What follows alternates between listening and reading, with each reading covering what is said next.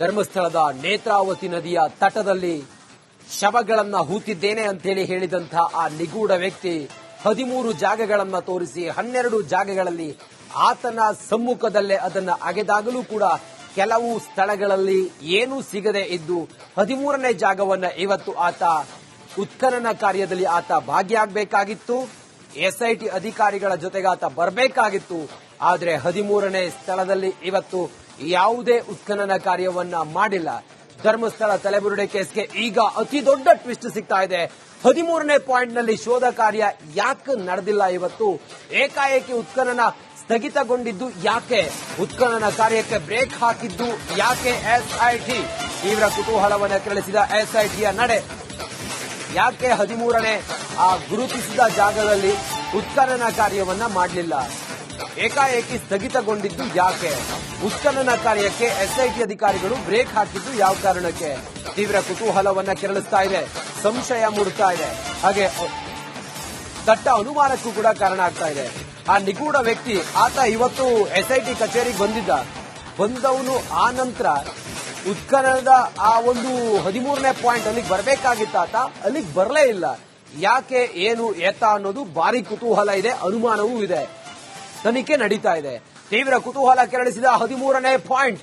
ಇಂದು ತಡವಾಗಿ ಆಗಮಿಸಿದ್ದ ನಿಗೂಢ ವ್ಯಕ್ತಿ 10 ಗಂಟೆ 11 ಗಂಟೆ ಸುಮಾರಿಗೆ ಆತ ಎಸ್ಐಟಿ ಅಧಿಕಾರಿಗಳ ಜೊತೆಗೆ ತಮ್ಮ ವಕೀಲರ ಜೊತೆಗೆ ಆತ ಬರ್ತಾ ಇದ್ದ. ಆದ್ರೆ ಇವತ್ತು ಬರಲೇ ಇಲ್ಲ. ನಿಗೂಢ ವ್ಯಕ್ತಿ ತಡವಾಗಿ ಆಗಮಿಸಿದ್ದು ಯಾಕೆ? ಎಸ್ಐಟಿ ಕಚೇರಿಗೆ ಬರ್ತಾನೆ, ಆನಂತರ 13ನೇ ಗುರುತಿಸಿದ ಜಾಗಕ್ಕೆ ಆತ ಬರಲೇ ಇಲ್ಲ. ಎಸ್ಐಟಿ ಕಚೇರಿಯಲ್ಲಿ ನಿಗೂಢ ವ್ಯಕ್ತಿಗೆ ನಿರಂತರವಾಗಿ ಪ್ರಶ್ನೆಗಳ ಮೇಲೆ ಪ್ರಶ್ನೆಯನ್ನು ಮಾಡಿದ್ದಾರೆ ಎಸ್ಐಟಿ ಅಧಿಕಾರಿಗಳು. ಸತತ 3 ಗಂಟೆ ನಿಗೂಢ ವ್ಯಕ್ತಿಗೆ ಎಸ್ಐಟಿ ಅಧಿಕಾರಿಗಳು ಡ್ರಿಲ್ ಮಾಡಿದ್ದಾರೆ. ಆತ ಬಹಳಷ್ಟು ವಿಚಾರ ಎಸ್ಐಟಿ ಅಧಿಕಾರಿಗಳ ಮುಂದೆ ಬಾಯ್ಬಿಟ್ಟಿದ್ದಾನೆ ಅನ್ನೋದ್ರ ಬಗ್ಗೆಯೂ ಕೂಡ ಈಗ ಮಾಹಿತಿ ಲಭ್ಯ ಆಗಿದೆ. ನಿಗೂಢ ವ್ಯಕ್ತಿಯ ಈ ನಿಗೂಢ ನಡೆ ಇದೆಯಲ್ಲ, ಇದು ನಾನಾ ಅನುಮಾನಗಳಿಗೆ ಕಾರಣ ಆಗ್ತಾ ಇದೆ. ಈ ನಿಟ್ಟಿನಲ್ಲಿ ಎಸ್ಐಟಿ ಅಧಿಕಾರಿಗಳು ಆತನನ್ನು ಇವತ್ತು 3 ಗಂಟೆಗಳ ಕಾಲ ವಿಚಾರಣೆಯನ್ನ ಮಾಡಿದ್ದಾರೆ. ಆತ ತಮ್ಮ ವಕೀಲರ ಜೊತೆಗೆ ಬಂದಿದ್ದಾನೆ. ಬಂದು ಆನಂತರ ಎಸ್ಐಟಿ ಕಚೇರಿಯಿಂದ ನೇರವಾಗಿ ಆತ ವಾಪಸ್ ಹೋಗಿದ್ದಾನೆ ಅನ್ನೋದರ ಬಗ್ಗೆಯೂ ಕೂಡ ಈಗ ಮಾಹಿತಿ ಲಭ್ಯ ಆಗಿದೆ. ಹಾಗಾದ್ರೆ 13ನೇ ಸ್ಥಳದಲ್ಲಿ ಯಾಕೆ ಇವತ್ತು ಉತ್ಖನನ ಕಾರ್ಯ ಮಾಡಲಿಲ್ಲ? ಆತನೇ ಹೇಳಿದಂತ ಜಾಗ, ಈ ಜಾಗದಲ್ಲಿ ನಾನು ಹೂತಿದ್ದೆ, ಈ ಜಾಗದಲ್ಲಿ ನಾನು ಶವವನ್ನ ಹೂತಿದ್ದೀನಿ, ಸುಮಾರು 357 ಶವಗಳನ್ನ ನಾನು ನನ್ನ ಕೈಯಾರ ಹೂತಾಕಿದ್ದೀನಿ, ಎಲ್ಲೆಲ್ಲಿ ಹೂತಾಕಿದ್ದೀನಿ ಅನ್ನೋದನ್ನ ಆತ ಗುರುತಿಸಿದ ಜಾಗವನ್ನು ಅಗೆದಿದ್ರು. ಆದ್ರೆ ಅಲ್ಲಿ ಯಾವುದೇ ಅಂತ ಕಳೆಬರಹಗಳು ಸಿಗದ ಹಿನ್ನೆಲೆಯಲ್ಲಿ ಆತನ ಮೇಲೆ ಈಗ ಬಲವಾದ ಅನುಮಾನ ಮೂಡ್ತಾ ಇದೆ. ಶವ ಹೂತಿಟ್ಟ ಪ್ರಕರಣಕ್ಕೆ ಬಿಗ್ ಟ್ವಿಸ್ಟ್ ಸಿಗ್ತಾ ಇದೆ. ಹೇಗ್ ಟ್ವಿಸ್ಟ್ ಇದು? ಮತ್ತೆ 1ನೇ ಪಾಯಿಂಟ್ ನಿಂದ 12ನೇ ಪಾಯಿಂಟ್ ವರೆಗೆ ಮತ್ತೆ ಶೋಧ ಮಾಡ್ತಾರ. ಯಾಕೆ ಅಂತ ಹೇಳಿದ್ರೆ ನೋಡಿ, ಆ ವ್ಯಕ್ತಿ ಬಹಳ ಕ್ಲಿಯರ್ ಆಗಿ ಹೇಳಿದ, ತುಂಬಾ ಕಾನ್ಫಿಡೆಂಟ್ ಆಗಿ ಹೇಳಿದ, ನೋಡಿ ನಾನು ನನ್ನ ಕೈಯಾರ ಹೂತಿದ್ದಂತಹ ಸ್ಥಳಗಳನ್ನ ನಾನು ತೋರಿಸ್ತೀನಿ. ಒಂದು ವೇಳೆ ಆ ಸ್ಥಳದಲ್ಲಿ ನೀವು ಅಗೆದಾಗ ಅಲ್ಲಿ ಏನಾದ್ರೂ ತಲೆಬುರುಡೆಗಳು ಅಥವಾ ಕಳೆಬರಹ ಸಿಗಲಿಲ್ಲ ಅನ್ನೋದಾದ್ರೆ ನೀವು ಯಾವುದೇ ಶಿಕ್ಷೆ ಕೊಡೋದಾದ್ರೂ ಕೂಡ ನಾನು ಅದಕ್ಕೆ ಕಾನೂನಿನ ರೀತಿಯಲ್ಲಿ ಅನುಭವಿಸೋದಕ್ಕೆ ನಾನು ಸಿದ್ಧನಿದ್ದೀನಿ. ಅದರ ಮುಂಚಿತವಾಗಿ ಆ ಸ್ಥಳವನ್ನು ನಾನು ತೋರಿಸೋದಿಲ್ಲ ಅನ್ನೋದನ್ನು ಕೂಡ ಆತ ಹೇಳಿದ್ದ. ಹೀಗಾಗಿ ಆತನ ಮೇಲೆ ಎಲ್ಲರಿಗೂ ಕೂಡ ಈತ ಹೇಳ್ತಿರೋದ್ರಲ್ಲಿ ಏನಾದ್ರೂ ಸತ್ಯ ಇರಬಹುದು ಅನ್ನೋದಿತ್ತು. ಆ ಕಾರಣದಿಂದ ಎಸ್ಐಟಿ ಅಧಿಕಾರಿಗಳಿಗೆ ತನಿಖೆಗೆ ಕೊಡ್ತಾರೆ, ವಿಶೇಷ ತನಿಖಾ ತಂಡಕ್ಕೆ ಕೊಡ್ತಾರೆ. ಲೋಕಲ್ ಸ್ಥಳೀಯ ಪೊಲೀಸರಿಂದ ಇದರ ತನಿಖೆ ಮಾಡಿದ್ರೆ ಅವರು ಶಾಮೀಲಾಗಿ ಇದರ ತನಿಖೆಯ ದಿಕ್ಕೆ ಬದಲಾಗಬಹುದು, ಅಥವಾ ಯಾರು ಇದರಲ್ಲಿ ಈ ಕೊಲೆಯಲ್ಲಿ ಅಥವಾ ಈ ಸಾವುಗಳಲ್ಲಿ ಅವರ ಪಾತ್ರ ಇದೆ ಅನ್ನೋದೇನಾದ್ರೂ ಸಾಕ್ಷಿ ಇತ್ತು ಅನ್ನೋದಾದ್ರೆ ಅವರು ಇದರ ದಿಕ್ಕನ್ನ ಬದಲಾಯಿಸಬಹುದು ಅನ್ನೋ ಕಾರಣಕ್ಕೋಸ್ಕರ ಎಸ್ಐಟಿ ಫಾರ್ಮ್ ಆಗುತ್ತೆ. ಈ ಹಂತದವರೆಗೂ ಕೂಡ ಬಂದಿದೆ. 12ನೇ ಗುರುತಿನ ಆ ಸ್ಥಳದವರೆಗೂ ಕೂಡ ಈಗ ಅಗೆದು ಆಗಿದೆ. ಆದ್ರೆ ಆತ ಹೇಳಿದ್ದು ಎಷ್ಟು ಸತ್ಯ ಎಷ್ಟು ಸುಳ್ಳು ಅನ್ನೋದನ್ನ ಎಸ್ಐಟಿ ಅಧಿಕಾರಿಗಳೇ ಈಗ ಇದಕ್ಕೊಂದು ಕ್ಲಾರಿಟಿ ಕೊಡಬೇಕಾಗಿದೆ. ಹೆಚ್ಚಿನ ವಿವರದೊಂದಿಗೆ ನಮ್ಮ ಪ್ರತಿನಿಧಿ ದಿನೇಶ್ ಕಾಶಿಪಟ್ನ ಹಾಗೆ ನಾಗೇಂದ್ರ ಬಾಬು ಇಬ್ಬರು ಕೂಡ ಏಕಕಾಲದಲ್ಲಿ ಈಗ ನೇರ ಸಂಪರ್ಕದಲ್ಲಿ ಜಾಯ್ನ್ ಆಗಿದ್ದಾರೆ. ನಾನು ಮೊದಲು ದಿನೇಶ್ ಮಾತಾಡಿಸ್ತೀನಿ. ದಿನೇಶ್, ಈಗ ಈ ಹೊತ್ತಿಗೆ ಎಸ್ಐಟಿ ಅಧಿಕಾರಿಗಳು ಆತನನ್ನ 3 ಗಂಟೆ ವಿಚಾರಣೆ ಮಾಡಿ ವಾಪಸ್ ಕಳಿಸಿದ್ದಾರೆ ಅನ್ನೋದು ಸದ್ಯ. ಈಗ ತನಿಖೆ ಆಯಾಮ ಹೇಗಿದೆ, ಜೊತೆಗೆ ಆ ವ್ಯಕ್ತಿ ಏನೇನು ಹೇಳಿದ್ದಾನೆ, ಆತನ ನಡೆ ಮುಂದೇನು, ತನಿಖಾಧಿಕಾರಿಗಳು ಮುಂದೇನು ಮಾಡ್ತಾರೆ ಈ ಪ್ರಕರಣದಲ್ಲಿ? ದಿನೇಶ್. ಹೌದು ರಂಜಿತ್ ಶಿರಿಯಾರ್, ಏನು ಇವತ್ತು ಉತ್ಖನನ ಪ್ರಕ್ರಿಯೆಗೆ ಒಂದು ಸಣ್ಣ ಬ್ರೇಕ್ ಬಿದ್ದಿರುವಂತದ್ದು. ಮೊನ್ನೆಯಿಂದಲೂ ಕೂಡ ಸತತವಾಗಿ ಉತ್ಖನನ ಪ್ರಕ್ರಿಯೆ ಆಗಿತ್ತು. ಆದ್ರೆ ಭಾನುವಾರ ದಿವಸ ಕಂದಾಯ ಇಲಾಖೆಯ ಮತ್ತು ಕೆಲವೊಂದು ಸಂಬಂಧಪಟ್ಟವರು ರಜೆ ತೆಗೆದುಕೊಂಡ ಕಾರಣವಾಗಿ ಅವತ್ತು ಒಂದು ದಿನ ಬ್ರೇಕ್ ಇತ್ತು. ಆ ಬಳಿಕ ಕಂಟಿನ್ಯೂ ಆಗಿ ಉತ್ಖನನ ಕಾರ್ಯ ನಡೀತಾನೆ ಇತ್ತು. ಇವತ್ತು ಮತ್ತೆ ಈ ಒಂದು ಉತ್ಖನನ ಕಾರ್ಯಕ್ಕೆ ಬ್ರೇಕ್ ಬಿದ್ದಿರುವಂತದ್ದು. ಇವತ್ತು 13ನೇ ಪಾಯಿಂಟ್ ಏನಿದೆ, ಇಲ್ಲಿ ಉತ್ಖನನ ನಡೆಸ್ತಾರೆ ಅಂತ ಹೇಳಲಾಗ್ತಿತ್ತು.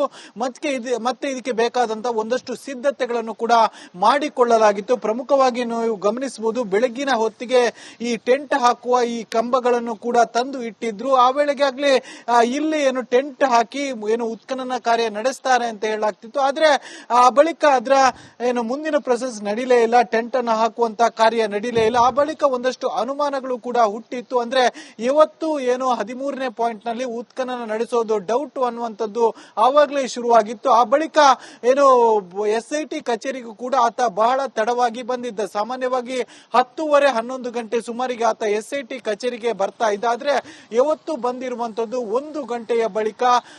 ಹಾಗಾಗಿ ಬಹಳಷ್ಟು ಲೇಟ್ ಆಗಿ ಬಂದಿರುವ ಕಾರಣಕ್ಕಾಗಿ ಆತನನ್ನ ವಿಚಾರಣೆ ಕೂಡ ಮಾಡಿರುವಂತದ್ದು. ಸುಮಾರು 2-2.5 ಗಂಟೆಗಳ ಕಾಲ ಇವತ್ತು ದೂರುದಾರ ವ್ಯಕ್ತಿಯನ್ನು ವಿಚಾರಣೆ ಕೂಡ ಮಾಡಿರುವಂತದ್ದು. ಬೇರೆ ಬೇರೆ ಪ್ರಶ್ನೆಗಳನ್ನು ಕೂಡ ಕೇಳಿರುವಂತದ್ದು. ಅಂದ್ರೆ ಪ್ರಮುಖವಾಗಿ ಆ ಒಂದು ಏನು ಪಾಯಿಂಟ್ ಗಳನ್ನ ಗುರುತಿಸ್ತಾನೆ, 13 ಪಾಯಿಂಟ್ ಗಳನ್ನ ಗುರುತಿಸ್ತಾನೆ. ಈಗಾಗಲೇ 12 ಪಾಯಿಂಟ್ ಗಳ ಉತ್ಖನನ ಕೂಡ ಆಗಿದೆ. ಆದ್ರೆ ಕಳೆಬರ ಸಿಕ್ಕಿರುವಂತದ್ದು ಕೇವಲ 6ನೇ ಪಾಯಿಂಟ್ ನಲ್ಲೂ ಮಾತ್ರ. ಜೊತೆಗೆ 11ನೇ ಪಾಯಿಂಟ್ ನ ಮೇಲ್ಭಾಗದಲ್ಲಿ ಒಂದು ಅಸ್ಥಿಪಂಜರ ಸಿಕ್ಕಿತ್ತು. ಆದ್ರೆ ಅದು ಸುಮಾರು 1.5 ಇಂದ 2 ವರ್ಷಗಳ ಹಿಂದಿನದು ಅಂತ ಕೂಡ ಹೇಳಲಾಗ್ತದೆ. ಹೀಗಾಗಿ ಆ ಒಂದು ವಿಚಾರವಾಗಿ ಕೂಡ ಆತನನ್ನ ವಿಚಾರಣೆ ನಡೆಸಿರುವಂತದ್ದು. ಸುಮಾರು 2-2.5 ಗಂಟೆಗಳ ಕಾಲ ಆತನನ್ನ ವಿಚಾರಣೆ ಮಾಡಿರುವಂತದ್ದು. ಆ ಬಳಿಕ ಆತ ವಕೀಲರ ಜೊತೆ ಹಿಂದಿರುಗಿ ಹೋಗಿರುವಂತದ್ದು. ಪ್ರಮುಖವಾಗಿ ಈ ಒಂದು ಉತ್ಖನನ ನಡೆಸಲಾದಂತಹ ಸ್ಥಳಕ್ಕೆ ಸಂಬಂಧಿಸಿದಂತೆ ಒಂದಷ್ಟು ಪ್ರಶ್ನೆಗಳನ್ನು ಕೂಡ ಮಾಡಿರುವಂತದ್ದು. ಅದರ ಜೊತೆಗೆ ಅಧಿಕಾರಿಗಳ ಸಭೆ ಕೂಡ ಇವತ್ತು ಬೆಳ್ತಂಗಡಿ SIT ಕಚೇರಿಯಲ್ಲಿ ಇದ್ದಂತದ್ದು. ಬಹಳಷ್ಟು ಸುದೀರ್ಘವಾದ ಅಧಿಕಾರಿಗಳ ಏನು ಚರ್ಚೆ SIT ಕಚೇರಿಯಲ್ಲಿ ನಡೆದಿತ್ತು. AC ಸ್ಟೆಲ್ಲಾ ವರ್ಗೀಸ್ ಸೇರಿದಂತೆ ಕಂದಾಯ ಇಲಾಖೆ ಕೆಲವೊಂದಿಷ್ಟು ಅಧಿಕಾರಿಗಳಿದ್ರು. ಆ ಬಳಿಕ ಏನು SIT ಅಧಿಕಾರಿಗಳೇ ಪ್ರಮುಖವಾಗಿ ಚರ್ಚೆ ನಡೆಸಿರುವಂತದ್ದು. ಪ್ರಮುಖವಾಗಿ 13ನೇ ಪಾಯಿಂಟ್ ಏನಿದೆ ಅದು ಬಹಳಷ್ಟು ಕಗ್ಗಂಟಾಗಿರುವಂತಹ ಪಾಯಿಂಟ್ ಮತ್ತು ಬಹಳಷ್ಟು ಸವಾಲು ಇರುವಂತಹ ಪಾಯಿಂಟ್. ಇದನ್ನು ಉತ್ಖನನ ನಡೆಸುವುದಕ್ಕೆ ಒಂದಷ್ಟು ಪೂರ್ವ ಸಿದ್ಧತೆಗಳನ್ನು ಕೂಡ ಮಾಡಿಕೊಳ್ಳಬೇಕಾಗುತ್ತೆ. ಹೀಗಾಗಿ 13ನೇ ಪಾಯಿಂಟ್ಗೆ ಸಂಬಂಧಿಸಿದಂತೆ ಒಂದಷ್ಟು ಚರ್ಚೆಗಳು ಕೂಡ ಆಗಿರುವಂತದ್ದು. ಪ್ರಮುಖವಾಗಿ 13ನೇ ಪಾಯಿಂಟ್ ಅನ್ನ GPR ಏನು ತಂತ್ರಜ್ಞಾನಗಳನ್ನ ಬಳಸಿಕೊಂಡು ಅದನ್ನ ಉತ್ಖನನ ನಡೆಸುವುದು ಅನ್ನುವಂತ ಒಂದಷ್ಟು ಚರ್ಚೆಗಳು ಕೂಡ ಮಾಡಿರುವಂತದ್ದು. ಜೊತೆಗೆ ಆ ಒಂದು ತಂತ್ರಜ್ಞಾನಕ್ಕೆ ಸಂಬಂಧಿಸಿದಂತೆ ಒಂದಷ್ಟು ಎಕ್ಸ್ಪರ್ಟ್ ಗಳ ಸಲಹೆಯನ್ನು ಕೂಡ ಪಡೆದುಕೊಂಡಿರುವಂತದ್ದು. ಮತ್ತೊಂದು ಪ್ರಮುಖವಾದಂತಹ ಪಾಯಿಂಟ್ ಏನಂದ್ರೆ 13ಕ್ಕೆ ಏನಾದ್ರೂ ಏನು ಆ ಒಂದು ತಂತ್ರಜ್ಞಾನಗಳನ್ನ ಬಳಸಿಕೊಂಡು ಉತ್ಖನನ ನಡೆಸಿದ್ರೆ ಈ ಇನ್ನುಳಿದ ಕೆಲವೊಂದಿಷ್ಟು ಪಾಯಿಂಟ್ ಗಳೇನಿದೆ ಅಂದ್ರೆ ಈ ಹಿಂದೆ ಉತ್ಖನನ ನಡೆಸಿದಂತ ಪಾಯಿಂಟ್ ಏನಿದೆ ಅಂದ್ರೆ 1ರಿಂದ 12ನೇ ಪಾಯಿಂಟ್ ವರೆಗೆ ಅದರಲ್ಲೂ ಮತ್ತೆ ಈ ಒಂದು ತಂತ್ರಜ್ಞಾನಗಳನ್ನ ಬಳಸಿ ಶೋಧ ಮಾಡುವಂತ ಒಂದು ಸಾಧ್ಯತೆಗಳು ಕೂಡ ಇದೆ. ಯಾಕಂದ್ರೆ ಈ ಹಿಂದಿನಿಂದಲೇ ಒಂದಷ್ಟು ಜನ ದಿನೇಶ್ ಮುಂದುವರೆದು ನಾವು